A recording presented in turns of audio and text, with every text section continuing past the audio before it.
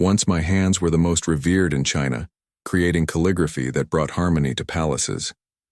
Now they're crushed stumps, shattered by Governor Bao's mallet as he burned my family alive. I've spent 3 years learning to write with my mouth and feet, perfecting a new style filled with hidden curses. My jagged strokes will be his undoing. The broken artist returns not with a blade, but with characters that will silently destroy his murderer from within. The courtyard stones run red with my blood as Governor Bao brings the mallet down upon my hands. The crack of bone echoes through the air as my screams mingle with those of my wife and child, trapped in our burning home. A subversive needs no brushes, Bao whispers, his eyes gleaming with satisfaction. I lunge toward the flames, but his guards restrain me, forcing me to watch as everything I love turns to ash. My final sight before darkness claims me is Bao's smile as he orders me cast from the cliffside. I didn't expect to wake again. Yet consciousness returns in a small mountain hut, my body broken but breathing. Monks in simple robes tend to my mangled hands with herbs and prayers. They tell me I am fortunate to survive. I say nothing. Fortune abandoned me the moment Bao decided my family was the price for my fame. Through fever dreams, I recall every detail that led to this moment. The way Bao's eyes followed my wife at official functions, how he commissioned increasingly elaborate works, demanding I remain for days at his residence, the subtle threats disguised as compliments. Your characters bring harmony to spaces, Master Lin, he once told me. One wonders what discord they might sow if misused. I was a fool. I thought my humble manner would protect me. I believed my art stood separate from political machinations. I failed to recognize the jealousy beneath Bao's admiration. Looking back, I should have fled the province when he began questioning the meanings hidden within my complex characters. Pain keeps me awake through the nights, not the pain in my crushed hands, but the searing agony of knowing I cannot hold my child again, cannot touch my wife's face. Their screams haunt me, alongside the image of Bao watching with cold satisfaction as my fingers shattered beneath his mallet. Days blur into weeks. The senior monk, Master Tao, speaks softly as he changes my bandages. Your body heals, but your spirit resists, he observes. What anchors you to your suffering? Justice, I whisper, my first word in a month. He nods as if expecting this answer. Justice and vengeance walk a narrow path together. I didn't know it then, but these words would become my mantra in the dark months ahead. When the bandages finally come off, I stare at what remains of my legendary hands, twisted lumps of scar tissue and bone, fingers frozen at unnatural angles. The sight brings no tears. I have none left to shed. I wish to write, I tell Master Tao. His expression reveals neither surprise nor discouragement. Then you must find a new way. The first attempt comes that evening. I grip a brush between my teeth, trying to make the simplest stroke. The result is a shapeless blot, nothing like the graceful lines that once flowed from my fingers. I try again. Another failure. Again. By dawn, the floor around me is littered with ruined paper. My mouth bleeding from clenching the brush so tightly, I fall into exhausted sleep, dreaming of Bao reading official documents bearing my seal, not knowing death lurks within the elegant strokes. I wake with renewed purpose. If my mouth fails me, perhaps another approach. I spend days strengthening, my feet learning to grip objects between my toes. The monks watch silently as I practice for hours, sometimes late into the night. My determination unsettles them. They came to these mountains seeking peace. I bring only focused rage. Revenge will not restore what you have lost, Master Tao cautions one evening. I do not seek restoration, I reply. I seek justice. He studies me with ancient eyes. And when this justice is achieved, what then? I cannot answer. Beyond vengeance lies only darkness. 3 months into my training, I make my first recognizable character with my foot. It is crude, nothing like my former work, but legible. Something shifts inside me. If I can write one character, I can write many. If I can write many, I can rebuild my shattered life around a single purpose. Gradually, a new style emerges from my efforts. Jagged, raw lines filled with barely suppressed energy. Where my former work brought harmony and balance, these characters disturb and unsettle. The monks avoid looking at them directly, as if sensing the darkness they contain. I think of my son constantly. He had just begun learning calligraphy, his small hands awkwardly mimicking my movements. Now those hands are ash, scattered by mountain winds. My wife's laughter, once lighting our home, exists only in memory. I channel this grief into each stroke, letting it fuel my determination.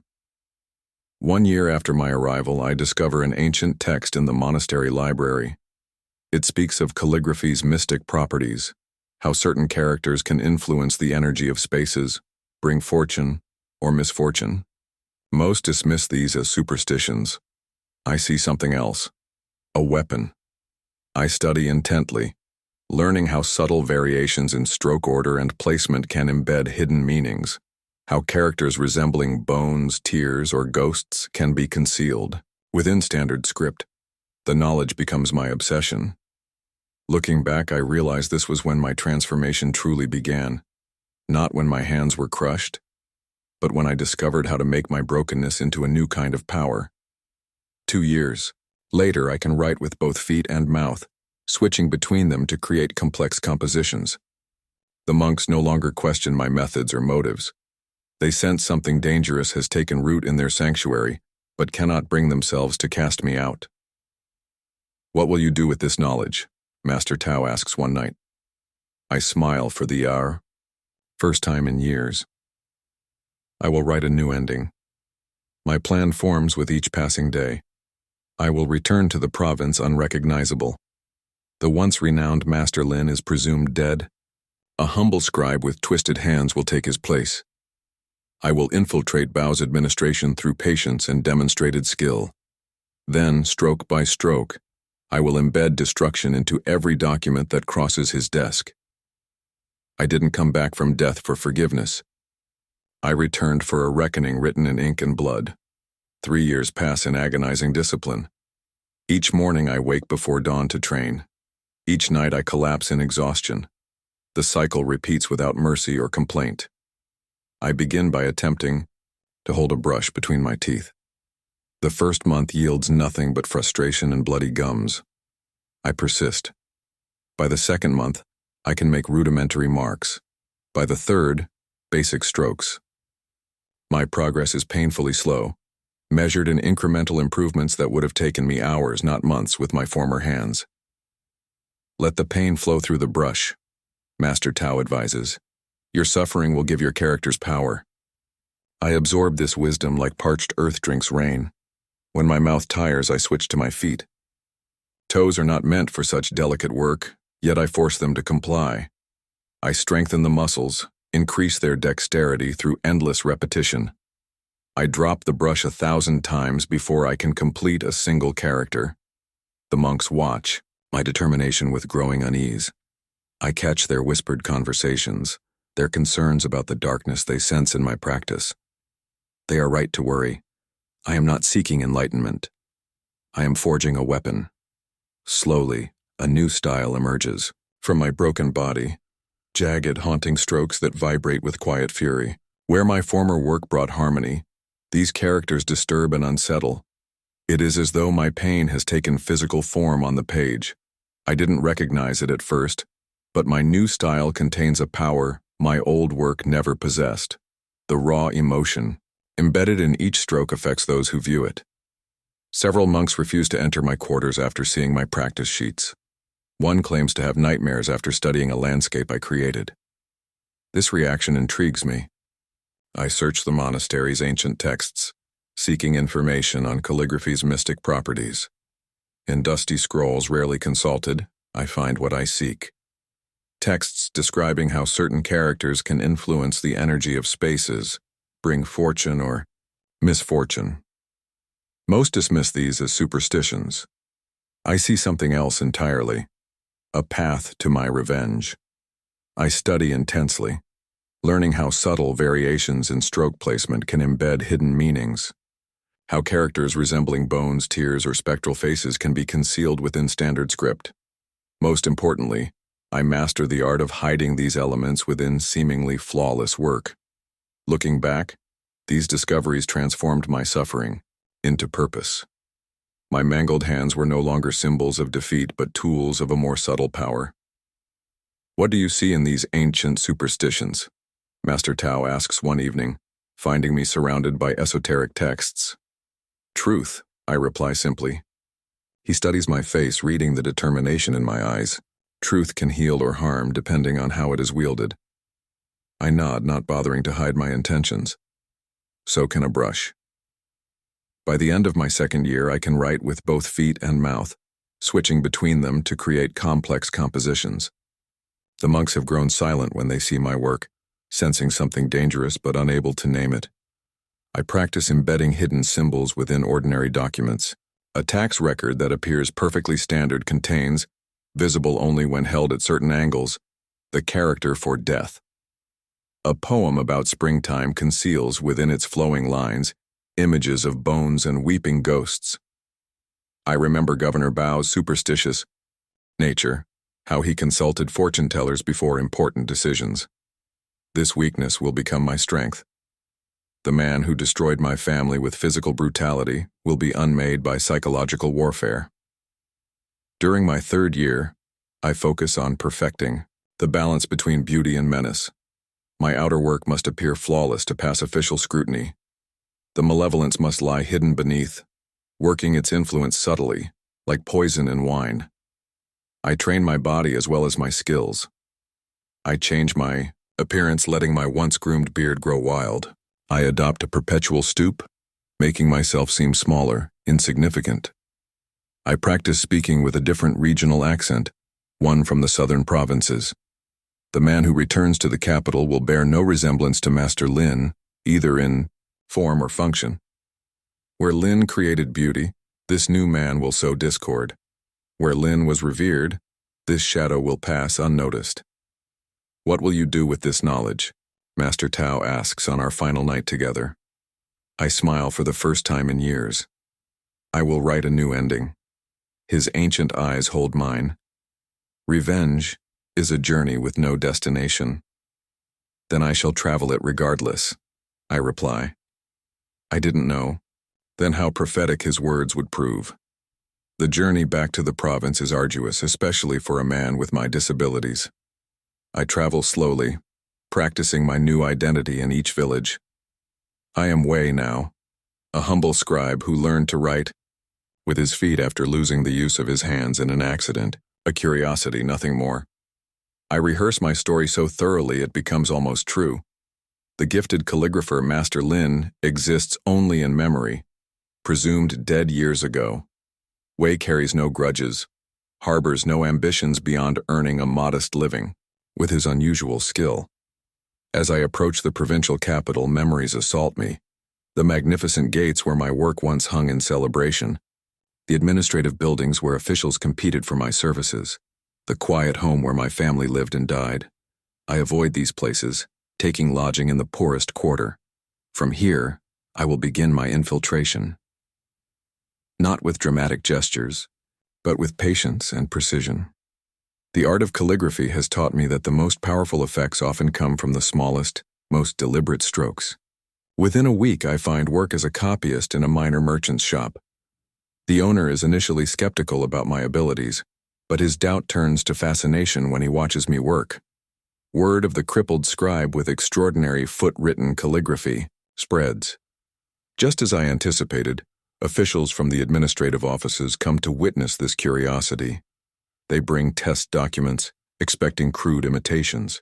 I give them perfect reproductions, maintaining the humble demeanor of Wei while demonstrating Master Lin's unmistakable precision. An official administrator offers me a position copying tax records and minor correspondence. The pay is minimal, but the opportunity is priceless. I accept with appropriate gratitude, careful to show no particular interest in the governor's office. 3 years of planning are about to bear fruit. I will enter Bao's domain not as an enemy, but as an invisible servant. Not with a sword or poison, but with brush and ink. His downfall will come character by character, stroke by stroke. I think of my wife's smile as I prepare for my first day. I hear my son's laughter as I gather my writing tools. Their memory is my strength. Their loss, my resolve. The game begins tomorrow. The broken artist returns, carrying vengeance in every crooked finger. I return to the province unrecognizable. Face gaunt, eyes hollow, hands permanently twisted. The once renowned Master Lin exists only in memory. Wei, the humble scribe with a peculiar talent for writing with his feet, takes his place. My first position is modest. A copyist in the outer administrative offices, responsible for duplicating tax records and minor correspondence. The officials find my disability a curiosity, my skill despite it remarkable. None connect the broken man before them with the celebrated calligrapher reported dead years ago. Governor Bao passes me daily without a glance, his silhouette still, straightens my spine, sends cold rage through my veins. I keep my eyes downcast, my posture submissive. Inside, I am calculating every step of my revenge. I make myself indispensable through diligence and precision. My copies contain no errors, my work completed ahead of schedule. Within 2 months, I am assigned more sensitive documents. Within 4, I am moved to the inner administrative chambers, closer to the governor's offices. I remember the way my wife's hand felt in mine when we first arrived in this province, how she marveled at the ornate buildings, the bustling markets, how she whispered that our fortunes had finally changed. She was right, though not in the way we hoped. My revenge begins subtly. A tax record bearing the imperial seal contains a nearly invisible flaw I introduce while copying. The character for prosperity includes embedded in its complex strokes elements resembling the character for decline. According to ancient texts, such disruptions in harmony invite misfortune. Nothing happens immediately. I do not expect it to.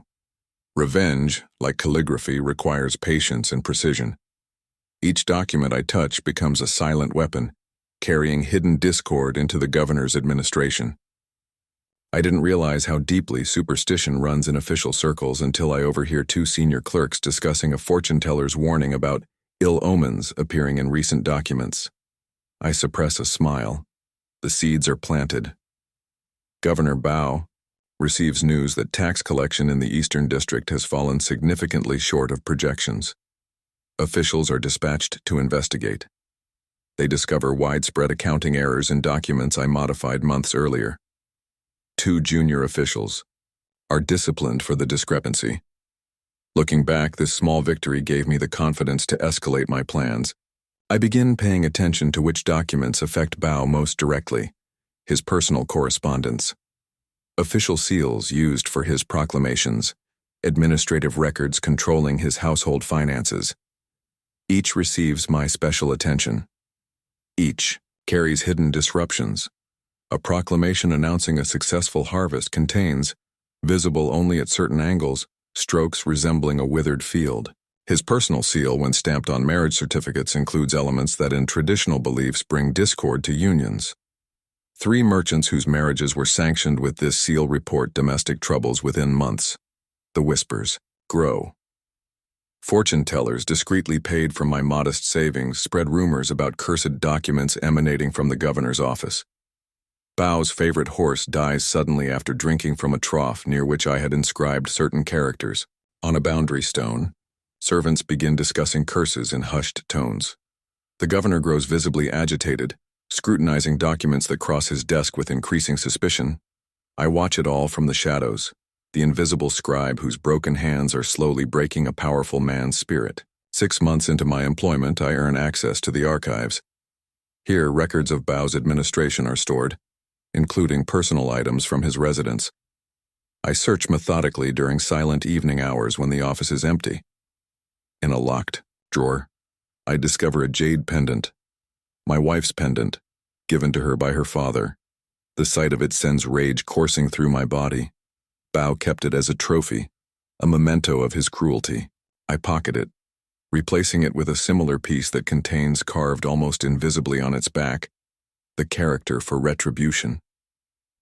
I think about how my son used to play with that pendant, tracing its curves with his small fingers, how it rested against my wife's throat when she laughed. Now it rests against my heart as I advance my plans. That night marks a turning point. My careful patience gives way to colder determination. No longer content with subtle disruptions, I begin crafting more potent weapons. I create a seal for Bao's personal correspondence that contains, hidden within its intricate design, the character for betrayal. When his closest advisor suddenly defects to a rival province, citing disturbing dreams as his reason, Bao's paranoia intensifies. He executes 2 servants who handled the letter bearing that seal, accusing them of conspiracy. I didn't know then how quickly fear consumes reason, even in powerful men. Governor Bao, once calculated in his cruelty, grows erratic. He summons priests and fortune-tellers who, secretly encouraged by my bribes, confirm his fears of malevolent forces, targeting his administration. His cruelty intensifies as his fear grows. 3 more officials executed for suspected treachery. A local merchant's family imprisoned for selling cursed paper to the administrative offices. Imperial representatives begin sending concerned inquiries about the province's stability. All the while, I remain the quiet, unremarkable scribe, watching from the periphery as my vengeance unfolds.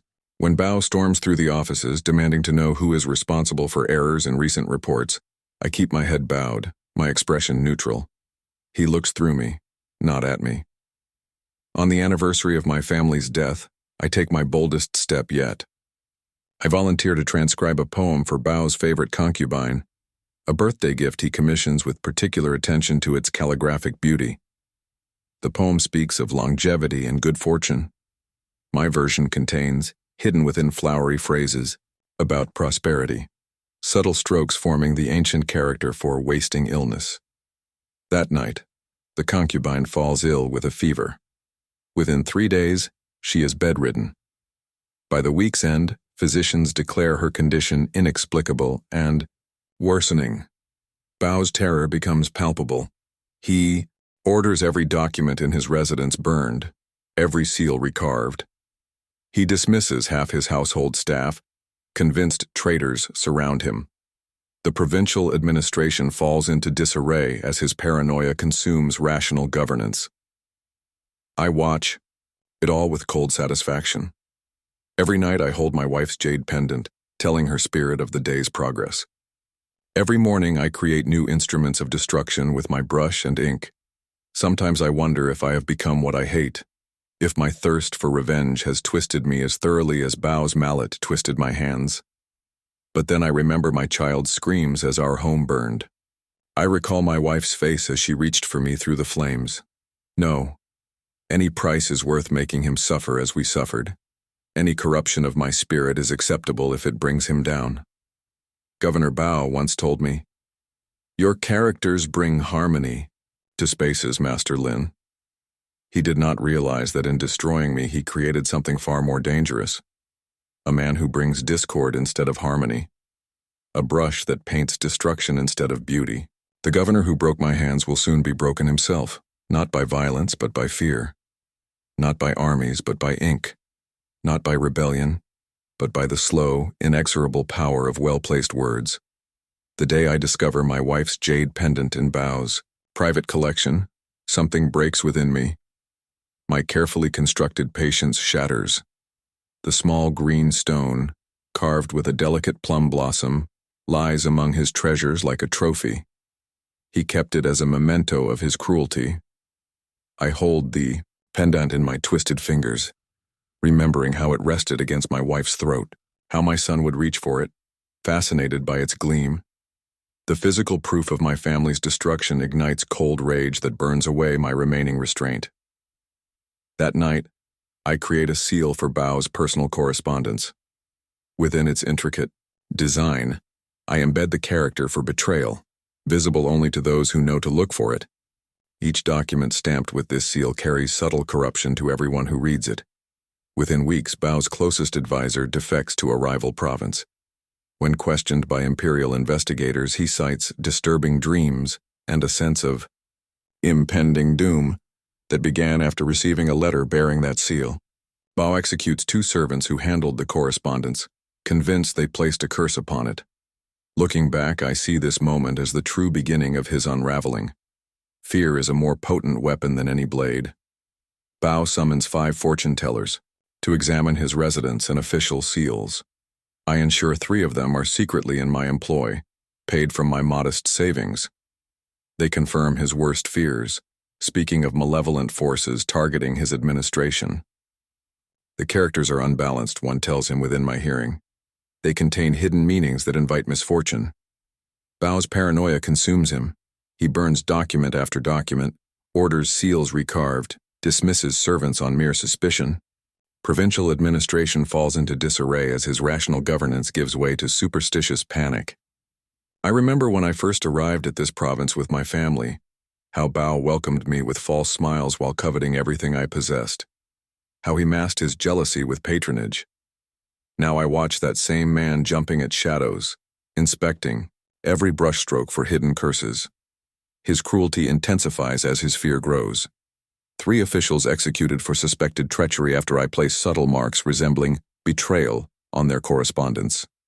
A local merchant's family imprisoned for selling cursed paper that I personally selected for certain documents. All the while I remain the quiet, unremarkable scribe. When Bao storms through the offices demanding to know who is responsible for errors in recent reports, I keep my head bowed, my expression neutral. He looks through me, not at me. The broken man whose hands he crushed is invisible to his eyes. I didn't know then how completely fear could destroy a man from within. Bao loses sleep. His complexion grows sallow, his once calculated cruelty giving way to erratic outbursts. Imperial representatives send concerned inquiries about the province's stability. On the anniversary of my family's death, I take my boldest step. I volunteer to transcribe a poem for Bao's favorite concubine, a birthday gift he commissions with particular attention to calligraphic beauty. The poem speaks of longevity and good fortune. My version contains hidden within flowery phrases about prosperity, subtle strokes forming the ancient character for wasting illness. That night, the concubine falls ill with fever. By week's end, physicians declare her condition inexplicable and worsening. I watch Bao's terror grow as she withers. He sits by her bedside, clutching her hand, genuine grief etching lines in his face. I feel no pity. I remember how he watched my family burn, how he smiled as my fingers shattered beneath his mallet. The concubine dies on the 7th day. Bao emerges from her chambers a broken man. He orders every document in his residence burned, every seal recarved, half his household staff dismissed. Someone has cursed this household, he announces to his terrified officials. Find them or join the suspected. 2 more innocent servants die before the month ends, executed for imagined conspiracies. Imperial representatives arrive to investigate reports of administrative chaos. I ensure they find the evidence of corruption I've carefully planted throughout the records. I think of my son's small hands trying to form characters under my patient guidance, how those hands became ash, while mine became useless. Every innocent who suffers under Bao's paranoid rage is a price I willingly pay for justice. My revenge requires one final push. I detect nervousness among senior officials as Imperial investigations intensify. Bao's erratic behavior undermines confidence in his leadership.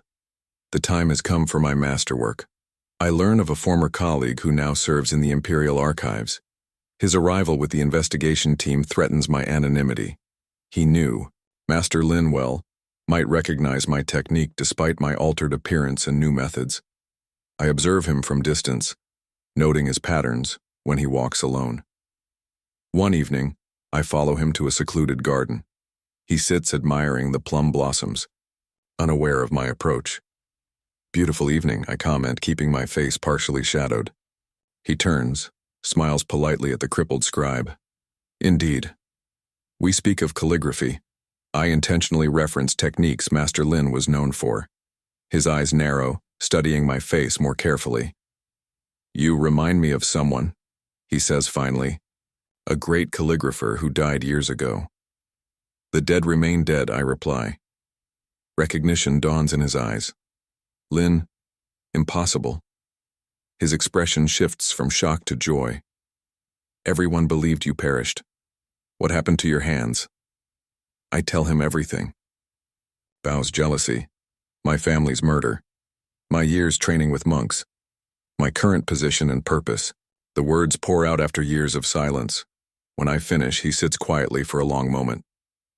The governor must answer for these crimes, he says finally. Come with me to the imperial representatives. Your testimony will destroy him. I shake, my head slowly. His destruction must come from the shadows, not from direct accusation. Justice through official channels can be corrupted. My way ensures he suffers as I suffered. This is vengeance, not justice, he argues. They are the same, I insist. His face hardens with resolve. I cannot allow this to continue, these executions of innocent people. I must report what you've told me. I didn't anticipate this moral stand. My plans require more time, more carefully placed curses. Exposure now would ruin everything. I understand, I say quietly. Walk with me while I consider your counsel. We stroll deeper into the garden. When we reach a secluded pond, I move with unexpected speed for a crippled man. My foot strikes precisely at the base of his skull, a technique taught by the warrior, monks. He falls without a sound. I hold him beneath the dark water, watching bubbles escape his lips. His struggles weaken, then cease entirely. I feel nothing as I arrange his body to suggest accidental drowning. The first direct blood on my hands. Walking away, I wonder if I have become like Bao. If my pursuit of justice has transformed me into the very monster I hunt. No, this death serves a greater purpose. My family deserves vengeance, whatever the cost to my soul. This unexpected complication forces me to accelerate my plans. I must create my masterwork immediately. A landscape scroll depicting the mountains where I recovered, containing a terrible secret. When viewed at dusk, the mist patterns will reveal ghostly faces resembling my wife and child. I work through the night, pouring every technique learned during my years of exile into this single piece. The overt beauty will appeal to Bao's aesthetic tastes. The hidden horror will destroy what remains of his sanity. Tomorrow I will ensure it hangs in his private chamber. By week's end, Governor Bao will be completely undone. The broken artist will have his revenge at last. My masterwork requires months of preparation. I gather the finest materials, papers, from specific regions with subtle textures, inks ground from rare minerals that change appearance in different light, brushes crafted to work with my feet and mouth, giving me unprecedented control despite my mangled hands. The scroll depicts the mountains where the monks nursed me back to health. On its surface, it shows a tranquil landscape of mist-wrapped peaks, a flowing river, plum trees in blossom. Beautiful enough to earn a place in any official's collection. But hidden within the mist patterns and shadow details lies my secret work. When viewed at dusk, when the light falls at specific angles, the mist reveals ghostly faces resembling my wife and child. Their expressions haunt with silent accusation, visible only to those who know to look for them or those whose conscience makes them susceptible to such visions. I work through 30 nights, stopping only when exhaustion threatens my precision. Each stroke serves dual purposes. Each shadow conceals deeper meanings. Into this scroll, I pour every technique learned during my years of training, every emotion suppressed since my family's murder. Looking back, this creation marked my transformation from victim to executioner, no longer merely planting seeds of misfortune. I was crafting the final blow to Bao's sanity. I ensure the scroll reaches the governor through appropriate channels. I arrange for a respected art merchant to present it as a newly discovered work from a reclusive master. The price is substantial but not excessive. Bao's well-known appreciation for fine calligraphy makes his acquisition inevitable. The day the scroll hangs in his private chamber, I walk past his compound feeling a cold satisfaction. The ghost of Master Lin has entered the home of his destroyer. invited in by the very man who tried to erase him from existence. 3 days pass with no visible effect. On the 4th evening, as dusk approaches, screams echo through the governor's compound. Servants rush to his private chamber to find him cowering in a corner, pointing at ghosts no one else can see. "There in the mist," he shouts, "a woman and child. They stare at me. They know me." The servants see only a beautiful landscape. They exchange worried glances as their master rages, ordering the scroll removed, then stopping them when they approach it. His fear is too great to allow anyone near the haunted artwork, yet too great to keep it in his presence. I wish I could have witnessed this moment. Instead, I hear of it through servant gossip that spreads through the administrative offices, like wildfire.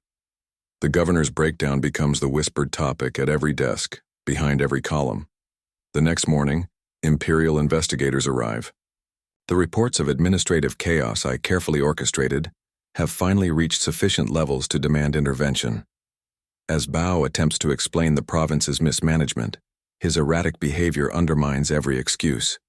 He insists on moving meetings from rooms containing certain documents. He refuses to touch any scroll or paper directly. When presented with evidence of corruption in tax collections, he begins ranting about curses and malevolent spirits. I didn't realize how completely my revenge would consume him. The man who once ruled through calculated cruelty now appears as a superstitious madman before imperial authorities. His credibility evaporates with each wild claim, each paranoid accusation against his own staff. I ensure forged evidence of corruption appears in locations sure to be searched. Account books showing personal enrichment at imperial expense, letters suggesting collusion with border provinces considering rebellion, all bearing Bao's seal, all created by my brush. When Bao is summoned to the capital to answer charges, I volunteer to join the administrative escort. My role seems minor, a simple scribe to document the journey. In truth, I wish to witness every moment of his fall, to see the final destruction of the man who destroyed my family. As we prepare for departure in the courtyard, I approach him directly for the first time. My heart pounds beneath my simple robes, but my expression reveals nothing.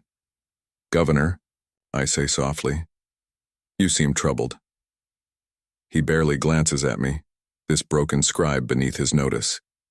His once imperious face now haggard, eyes darting nervously at shadows. I open my palm, revealing the jade pendant I recovered from his collection. The small green stone catches the morning light. Recognition flashes across his face, followed by confusion. "Where did you?" he begins, then stops as recognition dawns. Not of the pendant alone, but of the man before him. He studies my face, seeing past the years, the beard, the gaunt features. "Impossible," he whispers, face ashen. "You're dead." "No," I reply, my voice steady, "but you soon will be." Guards approach, concerned by his sudden pallor.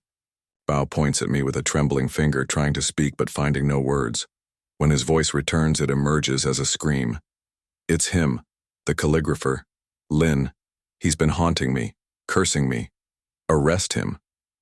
The imperial representatives exchange glances. They have spent days listening to Bao's increasingly deranged claims of curses and spirits. This new accusation against a crippled scribe only confirms their assessment of his mental state. "Governor Bao," the senior investigator says firmly. "Master Lin perished years ago. This man is Wei, a scribe in your employment for almost 2 years. Your records confirm this." "Records can be falsified," Bao shrieks. "Look at his hands. I crushed them myself." The words hang in the courtyard air, damning in their admission. The imperial representatives fall silent. Guards on both sides stiffen, hands moving toward weapons. "What do you mean, Governor?" the investigator asks carefully. "That you crushed his hands? Yourself?" Bao realizes his error too late. Sweat breaks out on his forehead as he attempts retreat from his confession. "A figure of speech," he stammers. "I meant someone with injuries like he might have sustained." I say nothing. I don't need to. The seed of suspicion is planted. As the imperial party departs with Bao in their custody, I catch the senior investigator, watching me with thoughtful eyes. I think of my wife's last moments, how she reached for me through the flames, how my son's small body was reduced to ash while Bao watched with satisfaction. The jade pendant hangs heavy against my chest as I follow the procession toward the Capitol. Bao's desperate pleas echo back through the column of officials and guards. He claims conspiracies, curses, ghostly vengeance. With each wild accusation, imperial officials grow more convinced of his instability and guilt. The very fear I cultivated becomes the final evidence against him.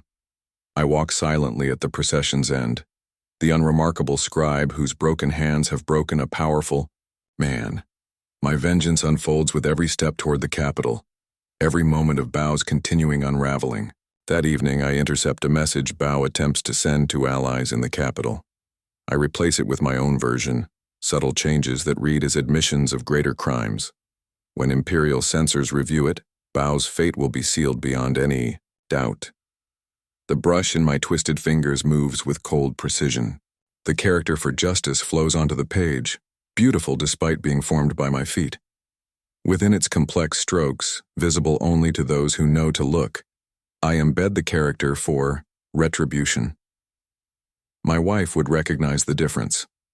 She always said true justice heals while retribution wounds. But some wounds can never heal.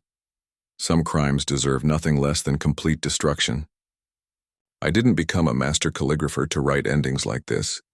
Yet here I am, composing Bao's final chapter with the broken hands he gave me. Each character carries him closer to the same obliteration he visited upon my family. The jagged strokes of my new style form his epitaph.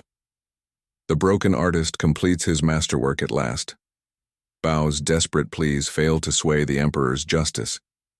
Stripped of his title and imprisoned awaiting further investigation, he sends messages begging for mercy. I intercept each one, replacing them with my own versions. Subtle changes transform pleas into confessions, defenses into admissions of greater crimes. The investigation expands beyond corruption. Officials quietly question servants about the fire that killed a calligrapher's family years ago. About a governor who boasted of crushing a man's hands. The story emerges piece by piece, my greatest composition taking form without my visible hand guiding it. I visit Bao in his cell once, not to gloat, merely to observe. The once powerful man cowers in the corner, muttering about ghosts in the mist. His eyes widen with terror when he recognizes me. "You're not real," he whispers. "You died on that mountain." "I lived," I reply simply. "And so did my art." He lunges suddenly, fingers clawing for my throat. Guards restrain him as he screams accusations about curses and vengeful spirits. His words sound like the ravings of a madman to their ears. To mine, they sound like justice. I think of my son's small hands trying to form characters under my guidance, of my wife's smile when I completed a commission, of our home filled with laughter before Bao's jealousy consumed it all. Their memory sustains me through the final days of my revenge. When news of Bao's suicide reaches me, I feel nothing at first. He hanged himself with strips torn from his prison garments, denied even the dignity of a proper execution. Guards found him at dawn, already cold. Characters scratched into the wall beside him. Protection symbols against evil spirits. Futile to the end. That night, I burn my brushes one by one, watching the flames consume the instruments of my revenge. The fire reminds me of my burning home, my dying family. Has justice been served? Bao died in disgrace, his name forever tarnished, his ambitions crushed as thoroughly as he crushed my hands. Yet the emptiness remains. Looking back, I should have anticipated this hollow victory. Vengeance consumed 5 years of my life. Without it, what remains? A crippled man with twisted hands and a twisted soul to match.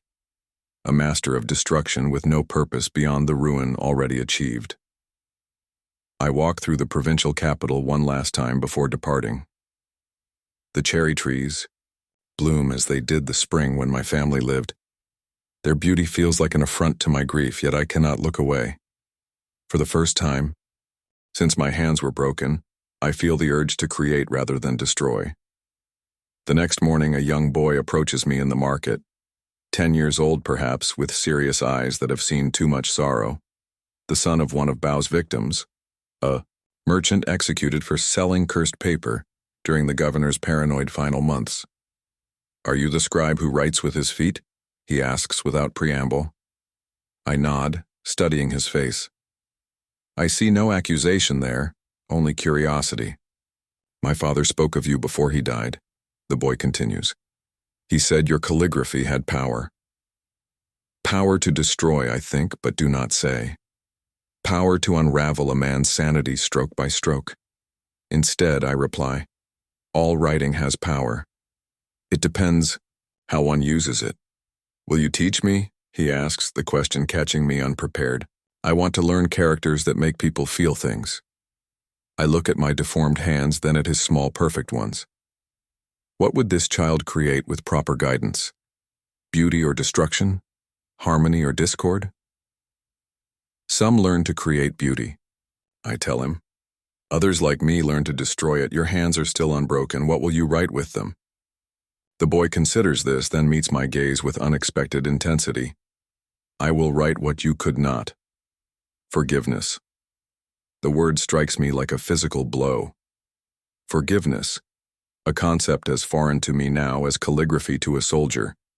I have spent years perfecting the art of vengeance, never considering what might lie beyond it. My father said before he died that hatred is a brush that paints only in black. The boy continues. He said we need all colors to make a true picture. I didn't earn this wisdom.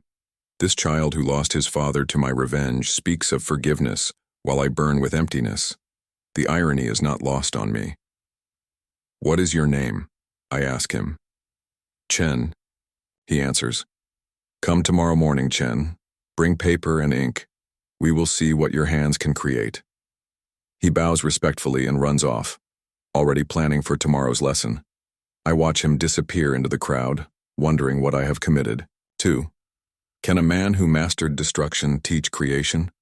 Can hands that wrote curses guide a child toward harmony? That night I dream of my wife for the first time in years, not burning, not screaming, but sitting peacefully beside our son as he practices characters. She looks at me with eyes that hold no accusation, only a familiar patience. "What will you write now?" she asks. "Your revenge is complete." I wake with tears on my face and a decision in my heart. When Chen arrives the next morning, I have prepared simple exercises, basic strokes any beginner must master. He works diligently, his young face serious with concentration. When he forms his first proper character, his smile reminds me painfully of my son. "Good," I tell him. "Now again." Calligraphy is repetition until perfection becomes instinct.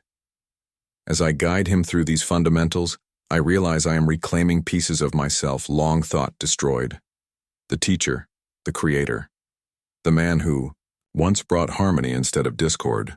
Days become weeks. Chen's progress is remarkable, his natural talent developing under my strict instruction. Other children join our impromptu school, drawn by curiosity about the crippled teacher who writes with his feet.